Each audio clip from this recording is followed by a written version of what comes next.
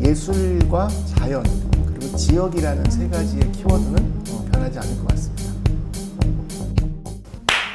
저는 이선철이라고 합니다. 나는 기획자이다. 저는 예술 경영을 기반으로 한 문화기획 일을 하고 있습니다. 네, 저는 서울에서 김덕숲의 사물놀이라는 단체 기획을 한 10년 정도 했고요. 그 이후에는 공연이나 음반을 제작하는 벤처기업 대표로 또 서울의 대학로에서 활동을 좀 했습니다. 제가 2002년도에 왔으니까요. 내년이면 횟수로 딱 20년 되네요. 이 공간, 지금 감자꽃 스튜디오의 공간을 운영하고 있는 일이 이제 본업이고요. 그 이외에 대학에서 겸임 교수로 강의를 하고 있기도 하고요.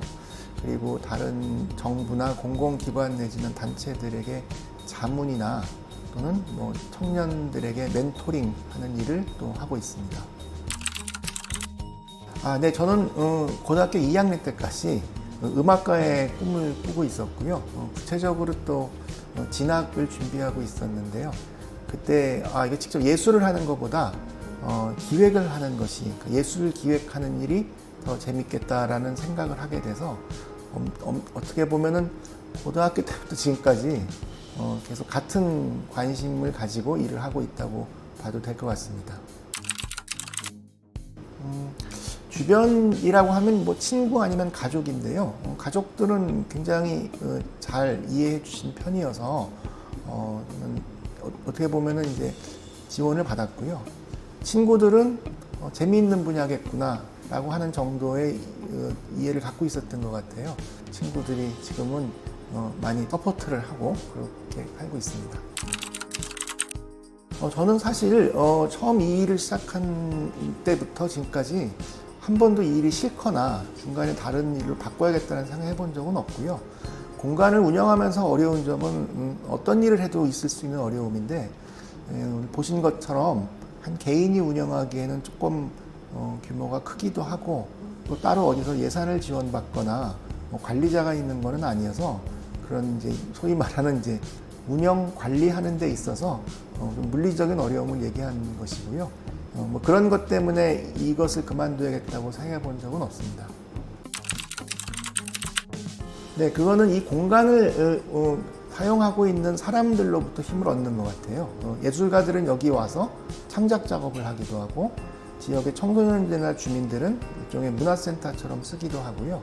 또 그런저런 또 입소문을 듣고 방문해 오시는 분들한테는 또 어떻게 보게 되면 지역의 앵커 같은 역할을 하고 있다 보니까 일이 어렵다라는 것은 물리적인 공간을 운영하는 게 어려운 것이고, 여기를 사용하시거나 여기를 방문해 주시는 분들의 어떤 그런 작업들, 그런 것 때문에 또 힘을 얻기도 합니다. 이곳에서 청소년기를 보냈던 친구들이 이제 청년이 돼서 저와 같은 분야의 일을 하면서 이 공간을 이용할 때 실제로 지난주에 그런 일이 있었고요. 그리고 또 여기서 뭔가 작업을 같이 해서 또 좋은 공연이나 음반 같은 매체로 뭔가 결과물이 나왔을 때 그런 일을 하는 예술가들 굉장히 많았거든요. 기억에 많이 남습니다. 저는 아마 주위 사람들이 제 장례식도 기획하면서 줄 것이라고 얘기한 것처럼 이 기획이라는 일을 좋아하고요.